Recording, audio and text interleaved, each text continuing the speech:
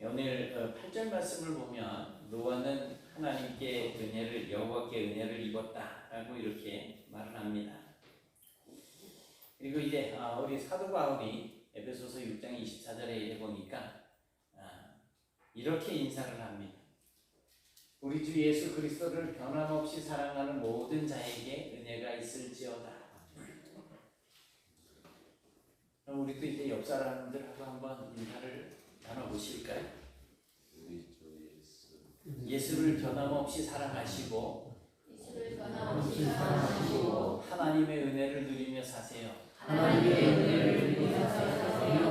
저를 보지 말고 이제 옆에 분들하고 다시 예수를 변함없이 사랑하시고 하나님의 은혜를 누리며 사세요. 우리가 은혜를 누리는 것은 예수 그리스도 안에 있을 때, 예수님을 변함없이 사랑하는 그러한 삶을 살 때 은혜를 누릴 수가 있게 됩니다. 우리가 흔히 하나님의 은혜라고 하는 말을 많이 쓰고 있는데 이 하나님의 은혜라는 것이 뭘까요? 하나님의 은혜가 뭐예요? 은혜는 은혜라는, 우리가 하나님의 은혜라는 말은 엄청 많이 쓰잖아요. 오늘도 뭐 모든 것이 은혜하고 막 그 찬양을 하고 했는데, 간단하게 말씀드리면 은혜라고 하는 것은 그냥 아무런 바라는 것 없이, 조건 없이, 값없이 그냥 베풀어 주시는 하나님의 사랑을 이야기합니다. 그 내용들은 이제 엄청나게 많겠지만, 조건이 없다라고 하는 것은 아무것도 바라는 것이 없다라는 것이에요. 그러니까 그냥 주는 거예요. 그냥. 그리고 값없이라고 하는 것도 어떤 대가를 요구하지 않고, 내가 너에게 이걸 해줄 테니 너는 나에게 이걸 내놔야 돼, 이런 대가를 바라지 않고 그냥 공짜로 주는 거예요. 그런데 그냥 주시고 거저 주신다라고 해서 싸구려라고 생각해서는 안 됩니다. 우리가 거저 받는 것이 있는데 뭐가 있을까요? 예? 공기, 그렇죠. 공기. 공짜잖아요. 얼마나 예? 우리가 자동차나 보석, 박 집사님, 다이아몬드 100원짜리 어떤 거 주실 거예요? 다이아몬드. 이현희 권사님, 금, 은 어떤 거 주실 거예요? 둘 다. 나 같으면 둘 다 죽는다.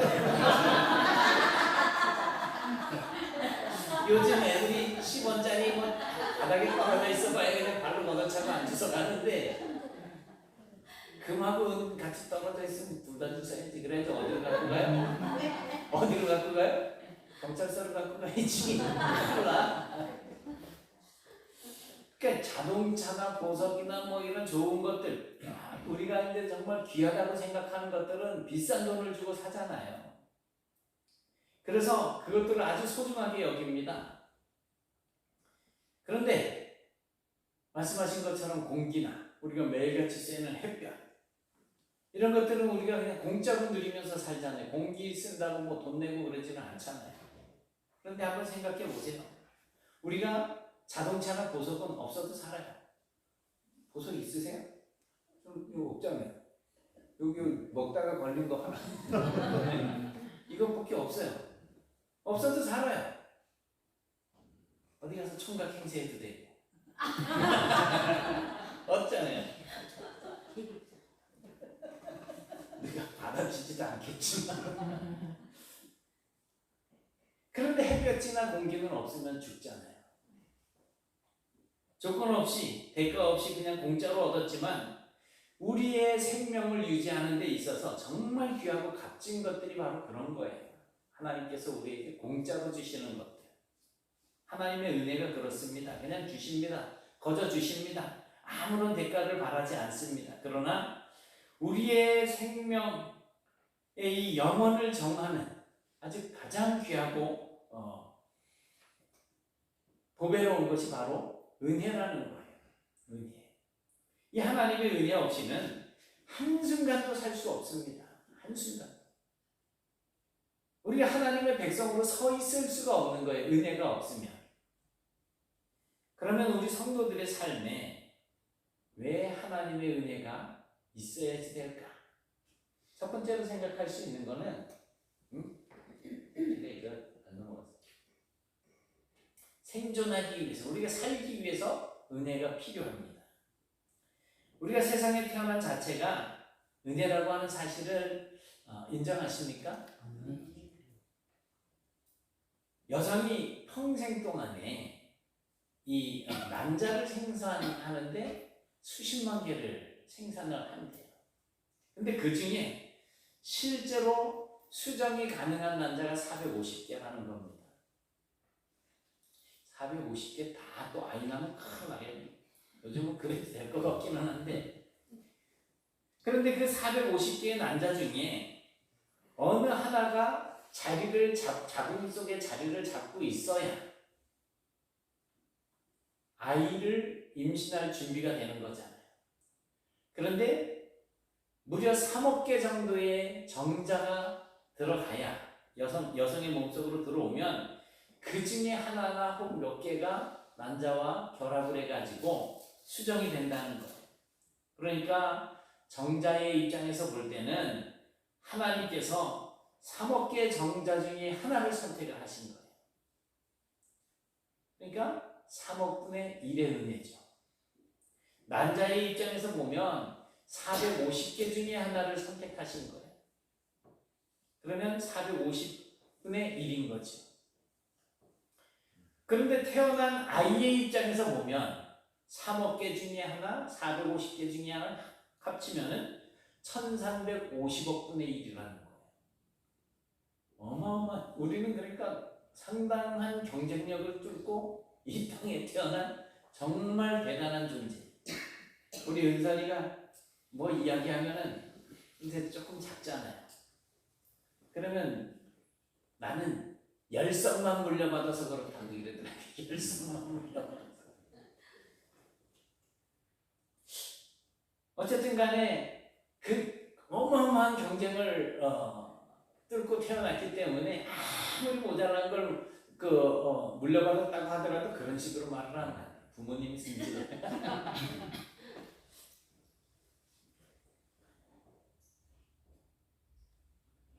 정말 놀랍잖아요. 우리가 여기 이렇게 존재하기까지 하나님께서 이 기적과 같은 선택이 있었다는 거예요. 그리고 또 이 자리에 수십억 분의 몇으로 이렇게 또 앉아서 지금 이 시간 또 말씀을 듣고 계시잖아요. 그러니까 우리가 이 땅에 태어난 것 그 자체가 이미 하나님의 은혜라는 겁니다. 출애굽기 2장을 보면 모세가 태어날 때의 이야기가 기록이 되어져 있죠. 근데 그때 당시에 애굽의 왕 바로가 이스라엘 백성들이 워낙 왕성하게 이제 막 번성하니까 명령을 내립니다. 이스라엘의 아기가 태어나면 남자아이는 싹 죽여라. 반드시 죽이라고 명령을 내렸어요. 그런데 그렇게 이제 남자아이들이 죽어가는 그런 상황 속에서 모세의 어머니 요게벳이 아들을 낳았어요. 근데 이 아이가 너무 잘생겼어요. 보면 잘생겼다고 성경에 나와 있어요. 그래서 이 아이의 잘생긴 모습을 보고 석 달 동안 몰래 키웠습니다. 이 잘생겼다라고 하는 내용에 대해서는 좀 더 자세하게 하려고 하면 시간이 좀 가니까, 그러나 더 이상 숨길 수 없게 되자 갈대 상자에 이제 아이를 넣고 나일강 갈대 사이에다가 두었어요. 바로 그때 하필이면 애굽의 공주가 목욕을 하려고 그곳에 나왔습니다. 그리고 그 갈대 사이에 있는 그 아이가 하필이면 그 공주의 눈에 띈 거예요. 그래서 공주의 양자로 자라나게 됩니다. 하지만 공주는 처녀였기 때문에 아이를 위해서 젖을 먹일 수가 없었고, 사실 자기가 아이를 낳아도 젖을 물리지는 않았겠죠. 그래서 이 공주가 아이에게 젖을 먹일 유모를 찾는데 다른 많은 여자들이 있었을 텐데 하필이면 모세를 낳은 엄마 요게벳이 유모로 채택이 되어서 모세를 품에 안고 키우게 되잖아요. 이처럼 모세가 태어나 자라는 동안 이 하필이면의 은혜가 정말 여러 차례 있었습니다. 우리가 태어나 자라는 동안 이런 하필이면이라고 하는 은혜가 있습니다. 바로 이 은혜가 우리가 살게 하는 하나님의 은혜입니다. 고린도전서 12장을 보면 이런 말씀이 있습니다. 바울은 남다른 이제 깨달음을 갖게 됩니다. 남들에게 없는 육체적인 질병을 가지고 있었어요. 많은 학자들이 아마 안질일 것이다. 그때 다메섹에서 강한 빛을 받기 때문에 눈의 비늘 같은 것이 벗겨지고 할 정도로, 그래서 상당히 안질을 심하게 앓았을 것이다 라고 이야기를 하는데 정확한 건 잘 모릅니다. 그런데 이 질병이 정말 복음을 전하는 일에 있어서 많은 장애가 되었던 것입니다. 그래서 마치 그 몸에 가시가 박혀 있는 것처럼 그렇게 자기를 괴롭히는데 12장 고린도전서 12장 7절에 보면 그것을 사탄의 사자라고 그렇게 말씀하고 있습니다. 그러니까 이 질병이 사탄이 부리는 하수인이라는 거예요. 정말 이 질병이 사탄이 부리는 것이라고 한다면 분명 이 바울이 가지고 있는 그 질병은 하나님의 일을 함에 있어서 엄청난 걸림돌이 되는 것이 분명했을 것입니다. 그래서 바울은 하나님 앞에 이것을 좀 고쳐달라고 3번이나 간절하게 기도했지만 응답이 오지 않았습니다. 하지만 바울은 그런 와중에도 자기에게 있는 이 질병도 이제 하나님께서 나로 하여금 자만하지 못하도록 가시로 주신 하나님의 선물이라고 하는 사실을 깨닫게 됩니다. 내 몸에 어떤 질병이나 내가 지금 겪고 있는 많은 고통들이 어떻게 보면 하나님께서 나에게 주신 선물일 수 있다는 것입니다. 그 질병 때문에 이제 바울은 자기가 늘 연약하다라고 하는 사실을 알게 되었고, 또 그 연약함 때문에 항상 하나님을 의지하는 삶을 살았다는 것입니다. 우리도 스스로 감당하기 어려운 문제들을 안고 있을 수 있습니다. 그러나 그러한 것들이 다 하나님을 의지하게 하시려고 하는 하나님의 방법이고 그 은혜일 수 있다는 사실을 우리가 생각을 하셔야지 됩니다. 하나님의 은혜가 아니고서는 오늘 우리가 이 자리에 있을 수가 없습니다. 또한 장차 하나님께서 부르시는 그날까지 우리가 하나님의 은혜가 없다면 남아있을 수가 없습니다. 이 땅에 존재할 수도 없습니다. 그래서 우리에게 하나님의 은혜가 필요한 것입니다. 이 땅에 존재하기 위해서. 두 번째는 구원 때문입니다. 우리가 지금까지 살아온 것은 모든 것이 다 하나님의 은혜입니다. 그러나 그 중에 최고의 은혜는 역시 구원의 은혜입니다. 창세기 6장 5절 6절을 보면 매우 심각한 내용이 기록이 되어 있습니다. 노아가 살던 시대에 죄악이 세상에 관영해서 가득 차게 되었고 모든 사람들의 생각이 다 악했다고 그렇게 말씀을 하고 있습니다. 이 하나님께서는 인간들을 창조하신 것을 한탄하시며 근심하셨습니다. 모든 우주 만물들을 창조하시면서 보시기에 좋았다, 보시기에 좋았다. 그렇게 말씀하셨던 하나님. 인간을 창조하시고 심히 좋았다라고 말씀하신 그 하나님께서 인간을 지으신 것을 한탄하셨다는 거예요. 여기서 한탄한다라고 하는 이 말은 어떤 일로 인해서 고통을 느끼면서 한숨을 쉬는 상태를 이야기하는 거예요. 우리 가슴이 답답하게 막혀있는 그런 거 있잖아요. 어떤 근심이라고 하는 말은 마음이 찢어지는 고통이라고 하는 의미를 가지고 있어요. 그래서 하나님께서 한탄하고 근심하고 한다라고 하는 것은 다른 게 아니고 그만큼 사람의 저주 아래 놓인 사람을 보고 마음 아파하고 있다라고 하는 사실을 생각해 보시면 되겠습니다.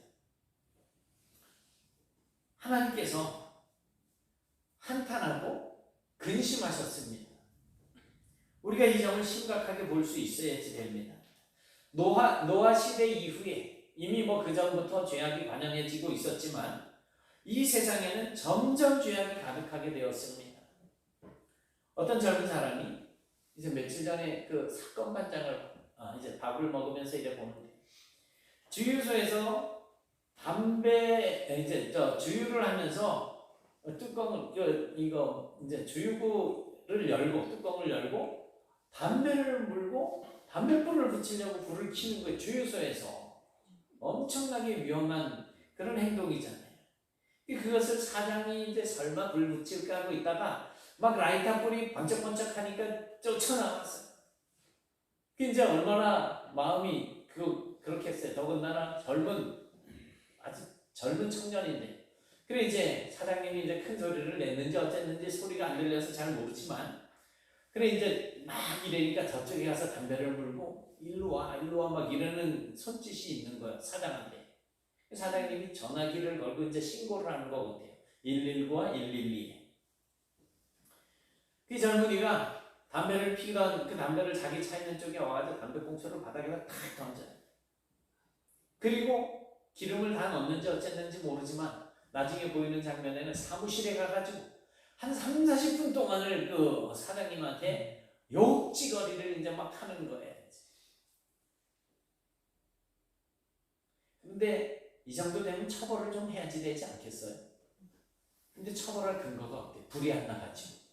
경찰도 처벌할 근거 없다는 소방관도 불이 안 났기 때문에 처벌할 근거가 없다는 거예요. 제 속에서 열불이 터져가지고 그냥 걔를 어떻게 했으면 좋겠는데 사회 전반적인 곳에서 정말 시간이 흐를수록 죄가 점점 더 진화되어져 가는 것 같습니다. 아이들은 학교에서 선생님들한테 막 그냥 욕을 하고 덤비고 해도 선생님들이 그 아이를 어떻게 할 수가 없어요. 가르칠 수가 없는 거예요. 어쩌면 오늘 우리가 사는 이 세상이 노아 때도 비교할 수 없을 만큼 사람들의 생각 속에는 온통 추악한 그런 죄악들로 가득하게 된 것 같습니다. 우리가 이것을 볼 수 있어야지 됩니다. 창세기 6장 7절을 보면 하나님께서 세상을 심판하시겠다라고 하는 의지를 표명하십니다. 가축과 기는 것과 공중의 새까지 다 심판하시겠다라는 거예요. 코로 숨을 쉬는 것들은 다 이제 죽게 되는 겁니다. 히브리서 9장 27절의 말씀에서 보듯이 죄는 사망을 낳습니다. 그리고 그 후에는 심판이 있을 것이라는 말씀하고 있습니다. 우리는 죄로 말미암는 심판이 있다라고 하는 사실을 잊어서는 안 됩니다. 죽음 이후에는 심판이 있다는 거예요. 이 사실을 우리가 생각하지 못하니까 순간순간 죄를 지으면서도 그러려니 하는 삶을 사는 거예요. 그래서 우리는 이 심판이 있다라고 하는 사실을 분명히 생각하시고 그 심판을 대비하는 삶을 살아야지 됩니다. 그런데 중요한 것은 창세기 7장 23절이에요.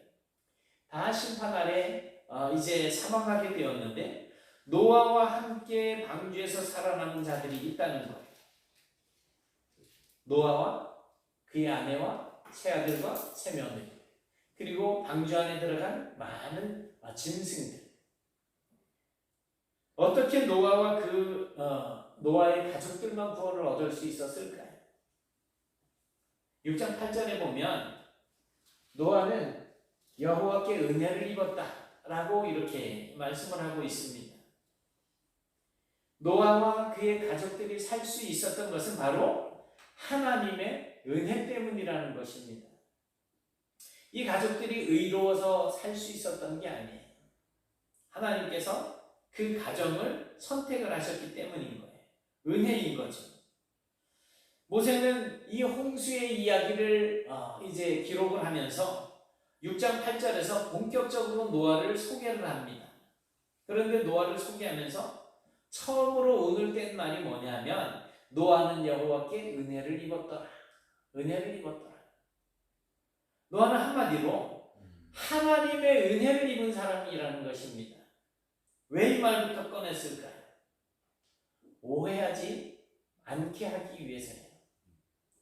6장 9절을 보면 노아는 의인이요 당대의 완전한 자라고 했습니다. 그가 세상의 죄인들과 구분되어지는 의인이었기 때문에, 세상의 불완전한 자와 달리 완전한 자였기 때문에 그래서 구원을 받을 수 있다고 생각을 할 수도 있다는 거예요.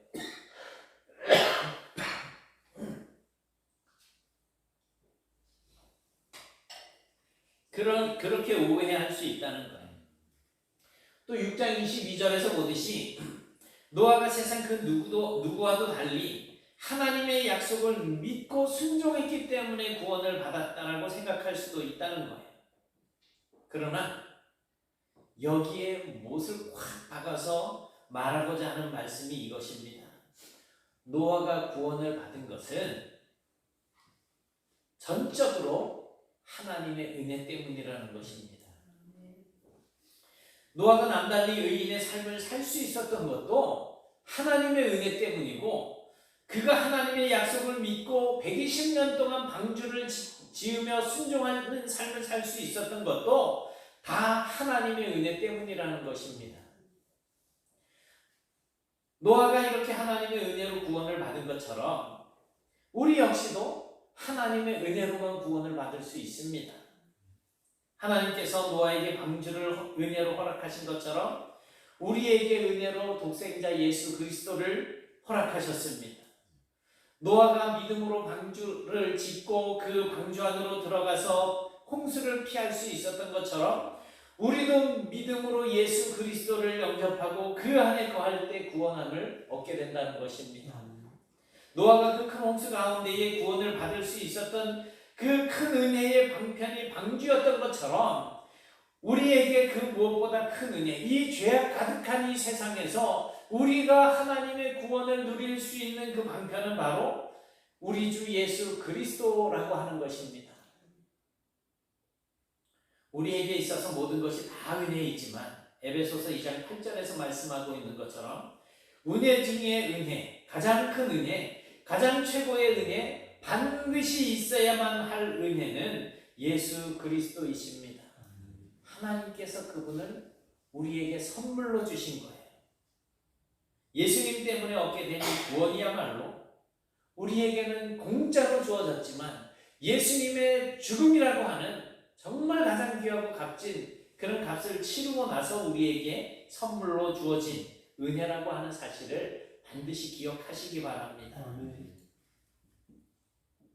세 번째는 왜 우리에게 은혜가 필요할까요?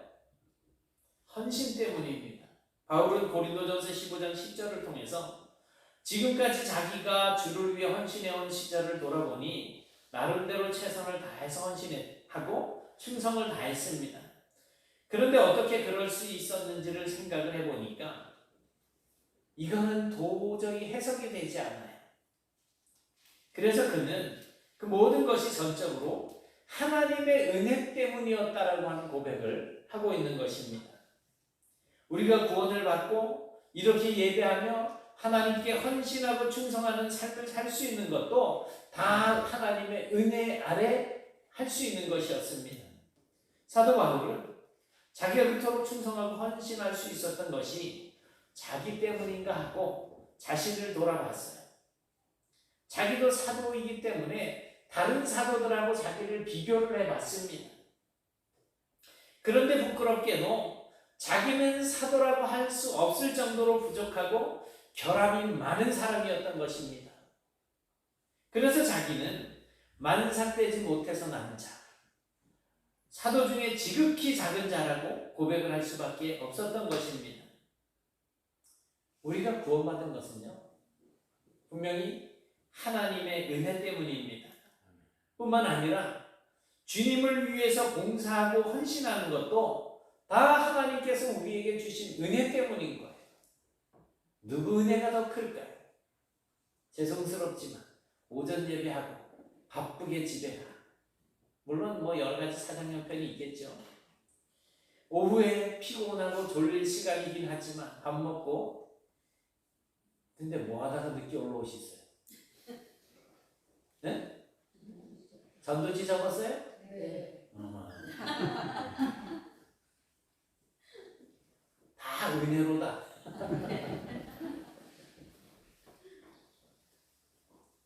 은혜 때문입니다. 많은 사람이 구원을 고백하면서도 세상으로 돌아가요. 믿음을 지키지 못합니다. 주님을 위해서 온전하게 헌신하지 못합니다. 왜 그렇습니까? 하나님의 은혜를 기억하지 못하기 때문에 그래요. 내가 잘나서 내가 교회 나와주는 것만 해도 어디요?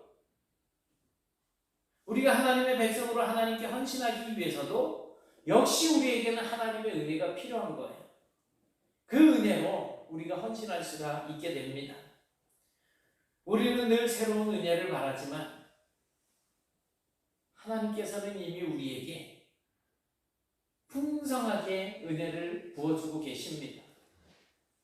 그 은혜가 우리에겐 충분해요. 그러므로 우리에게 있어서 중요한 것은 이 하나님의 은혜가 나를 살게 하고 이 하나님의 은혜가 나를 구원하고 이 하나님의 은혜가 나를 헌신하게 한다라고 하는 이 사실을 분명하게 깨닫는 겁니다. 오늘 아까 희은이가 이제 와서 피아노를 치고 점심때 이제 피아노 치려고 왔느냐 물었어요. 네, 치고 싶어서 왔다 그랬어요. 내가 또 뭐라 그랬죠? 지금 기억이 안 나. 자발적으로 왔습니다. 이랬으면 내가 큰 선물을 줬을 텐데 불러서 왔어요. 이래가지고 이따만한 거 줬어요. 이따만한 것도 뭐 하나 있는데 다음에 대답을 잘해란 말이야.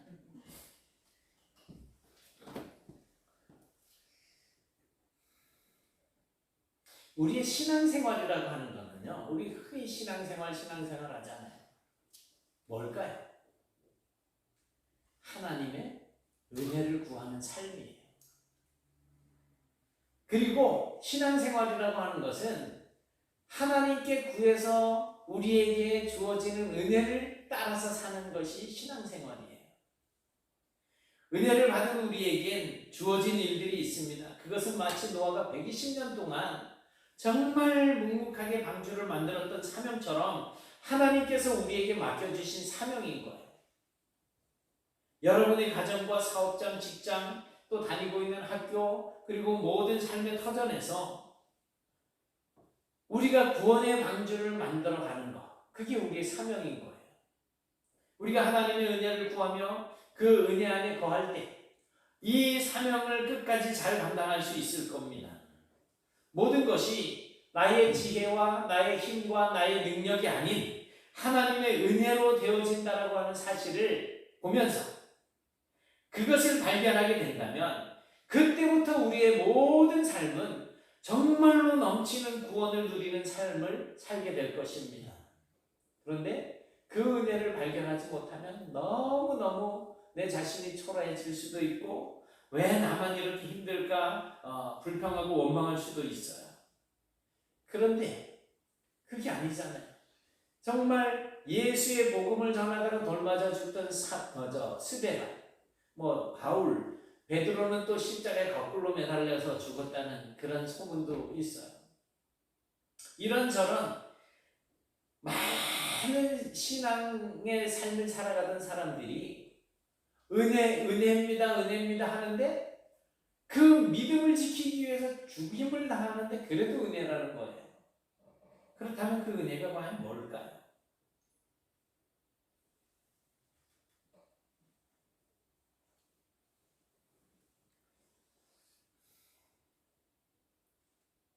그 은혜를 우리가 볼 수 있다면 그때부터는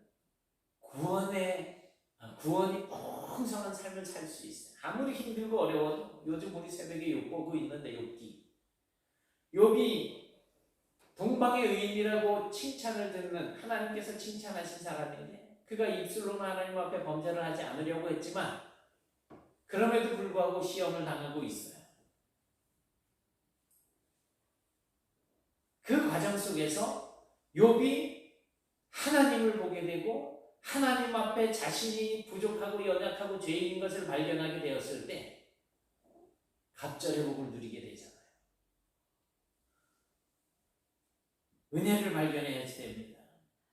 항상 하나님의 은혜가 여러분들의 삶 속에 충만한 그러한 성도가 되실 수 있기를 축원합니다.